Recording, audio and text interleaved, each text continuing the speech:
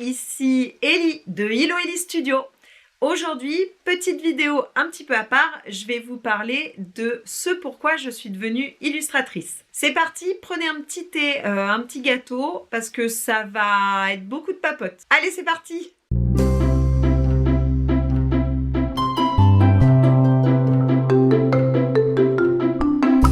On va découper cette vidéo. Déjà, je vais vous parler de mon parcours scolaire. Ensuite, je vais vous parler de mon expérience en tant que professeur. Et enfin, donc la dernière partie, ce sera la reconversion vers l'illustration. Pour la petite histoire, juste avant de commencer, petite anecdote, ça fait 3 fois que je filme cette vidéo.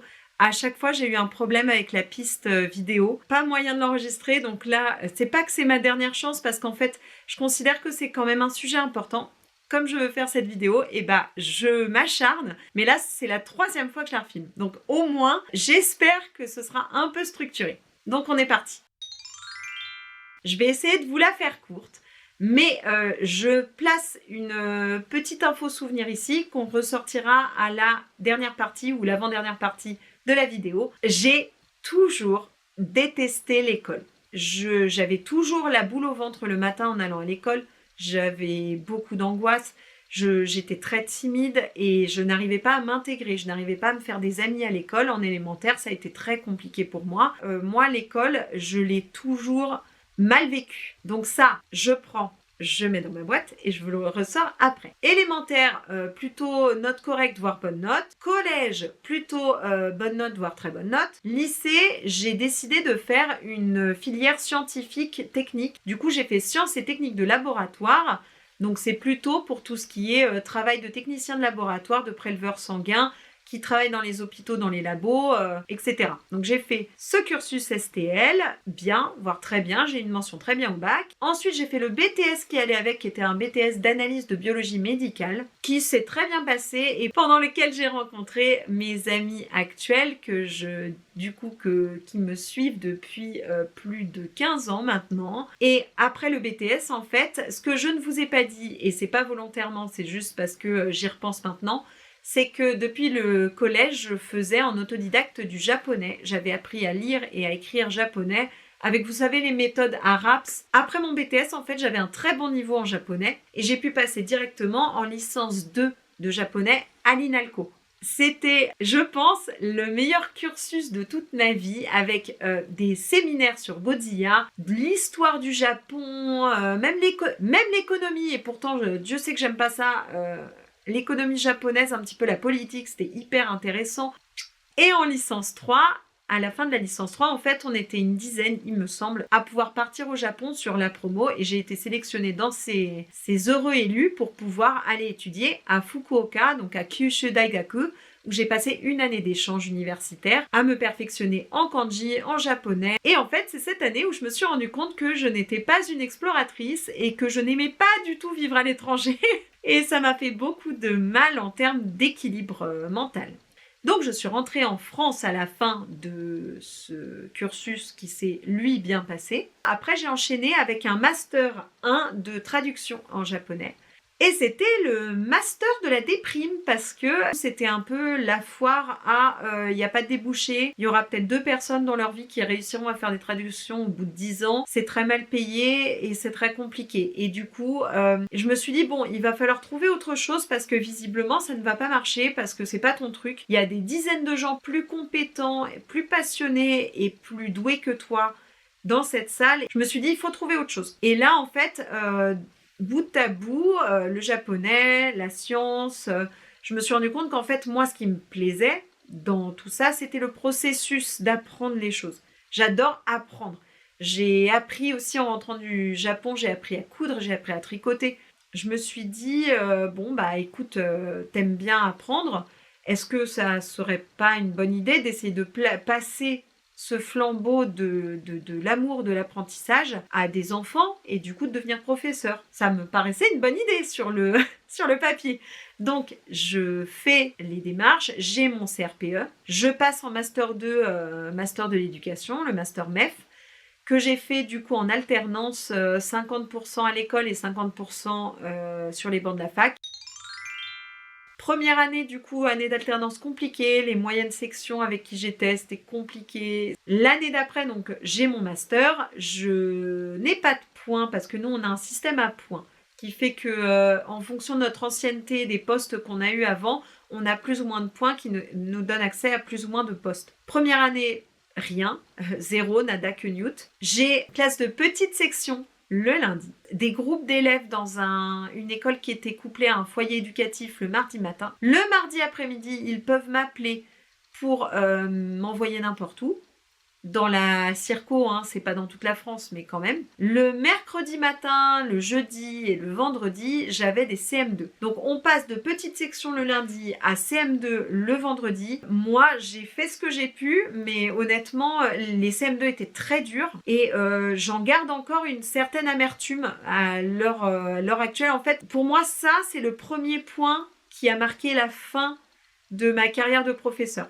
Ces CM2-là, il y a une grande partie de moi qui culpabilise beaucoup. J'ai l'impression de les avoir laissés tomber. J'ai l'impression de ne pas avoir réussi. J'ai une grosse impression d'échec sur cette classe-là. Donc cette année-là, très compliquée. L'année suivante, je me retrouve avec un mi-temps petit moyenne section dans l'école où j'étais en petite section l'année d'avant. Je connaissais mes collègues, c'était chouette, j'avais ma classe, très très bien. Fin de semaine, je sais même plus, j'avais 2 classes et c'était 2 autres niveaux, pareil. L'année suivante, j'avais un CE1, CE2 dans une école élémentaire et une grande section dans l'école maternelle qui était à côté. Toujours pas assez de points et sans doute aussi, évidemment, chaque année, on peut faire des choix pour notre orientation. Et je pense que j'ai pas fait les bons choix parce que je suis pas quelqu'un de stratégique et pour le mouvement de l'éducation nationale, il faut être stratège et je l'ai pas été. Donc l'année d'après, CE1, CE2 et grande section et en fait... ça faisait 3 ans là et en fait je sais pas comment dire mais c'est un peu comme mettre un rond dans un carré. Je me sentais pas, je voyais mes collègues qui faisaient des trucs chouettes, j'essayais d'appliquer un petit peu ce qu'eux appliquaient mais l'un dans l'autre j'avais l'impression que ça marchait pas des masses, il y avait des trucs qui marchaient bien, d'autres qui marchaient pas mais beaucoup de trucs qui marchaient pas et vraiment très peu qui marchaient bien. Ça m'arrivait rarement de finir une journée en me disant « Oh là là, c'est génial !» C'était plutôt « Ah bah ça c'est pas terrible, ça tu pourrais améliorer, ça va pas, ça va pas. » L'année d'après, en fait, j'ai été en congé parental, c'était pile le moment du Covid. L'année suivante, donc je reprends le chemin de l'école, à mi-temps parce que du coup mon fils avait 1 an. Pendant cette année-là, j'étais bouche-trou à 50%. C'est-à-dire qu'en gros, il m'appelait chez moi et je me déplaçais dans les écoles le matin. Je pensais que ça allait un peu réduire l'isolement du congé parental parce que c'est vrai que quand on est seul à la maison avec un enfant, on peut se sentir très vite isolé, même si j'avais une famille qui était extrêmement présente et que ça ne me posait pas de problème. Je me suis dit, bon, allez, tu le sais que c'est un problème de se sentir isolé, retourne au travail, ça va être chouette.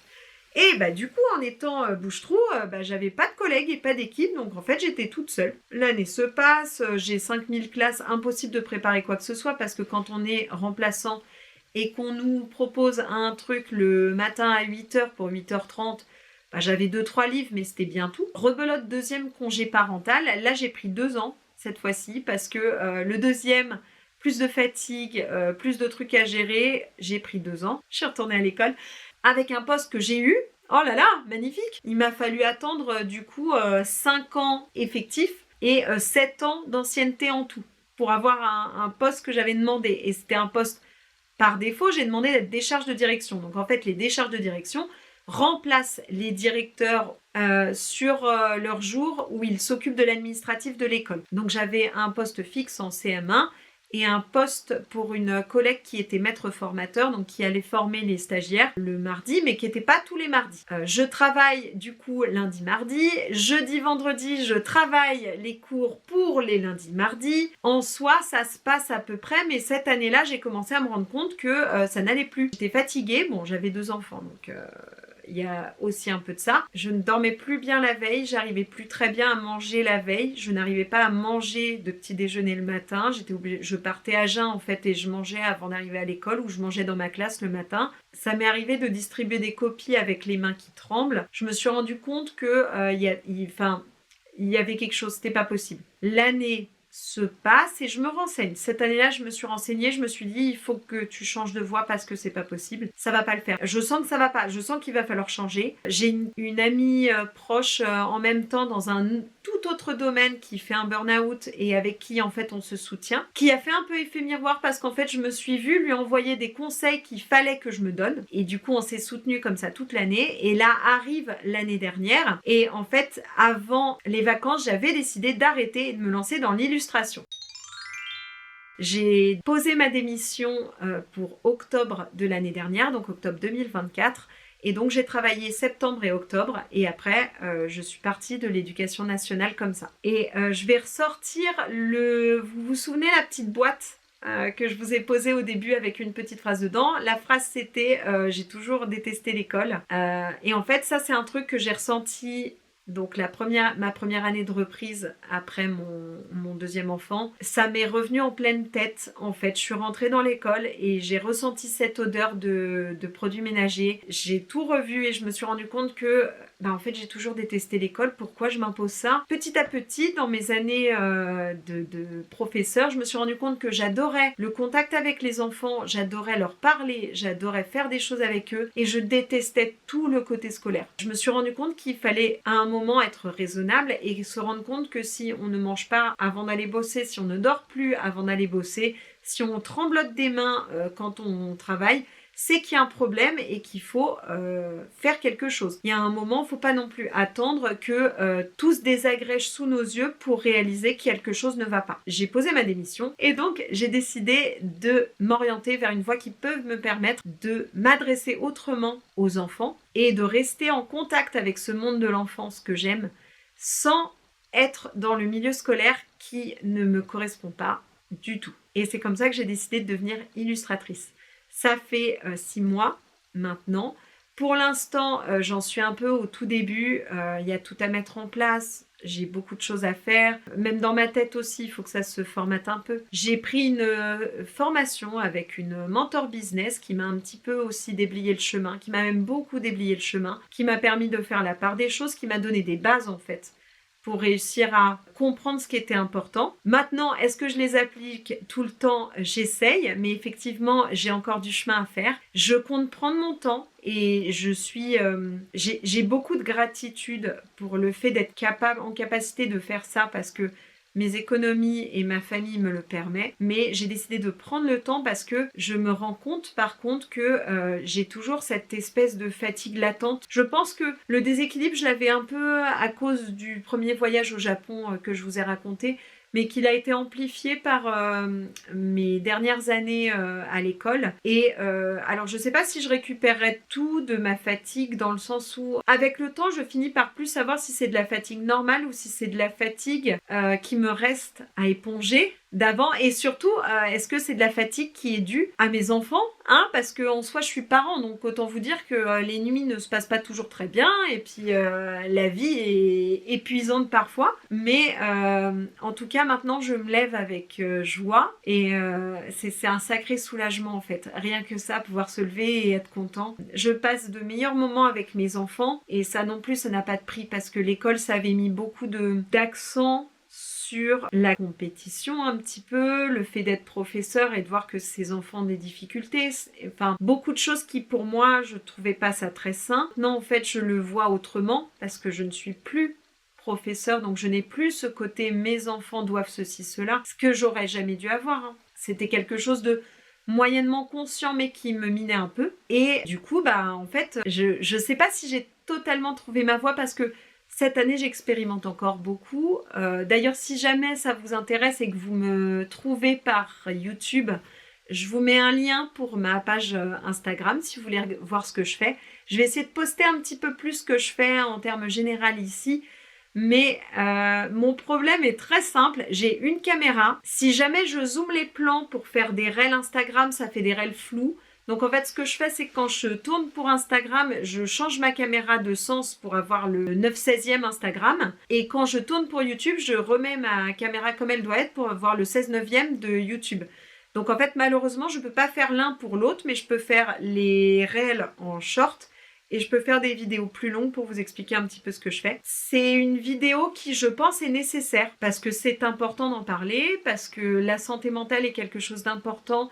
Le fait de ne pas se sentir bien dans son travail et de vouloir changer les choses est quelque chose qui est nécessaire parfois et qu'on peut en fait louper le coche et se faire beaucoup de mal alors que il faudrait prendre des décisions des fois quitte à rogner sur certaines choses. C'est vrai qu'en ce moment, comme je vous dis, ça démarre à peine, donc j'ai mes économies, mais effectivement je les vois baisser de mois en mois. Je rogne pas mal sur ce que j'aurais pu dépenser avant, que je dépense pas du tout. Il y a un côté très stressant à ça, mais du coup j'ai fait ça parce que je savais qu'avec mes économies ça irait et tout, mais pour l'instant le début de l'année est très stressant de ce point de vue-là, mais vu ce que je récupère en bien-être et en équilibre, je trouve que ça vaut le coup. Ça, c'est mon histoire. Si elle vous parle, n'hésitez pas à commenter, je me ferai un plaisir de vous lire et de vous répondre. La partager si ça peut aider d'autres personnes ou vous abonner à cette chaîne pour suivre mes aventures parce que d'un autre côté, pour justement pouvoir m'adresser aux enfants, en fait, je suis en train d'écrire et d'illustrer mon premier album jeunesse et j'ai décidé de vous documenter tout ça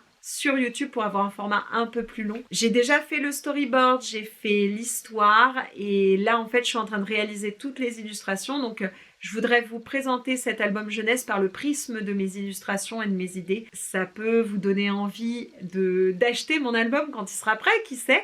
Donc voilà, n'hésitez pas à suivre le projet. Je mettrai aussi en ligne des petites vidéos de dessin en fonction de ce que je fais. Je vous souhaite une bonne journée, une bonne soirée, un bon week-end, une bonne semaine et je vous retrouve avec mes contenus habituels la semaine prochaine. Salut!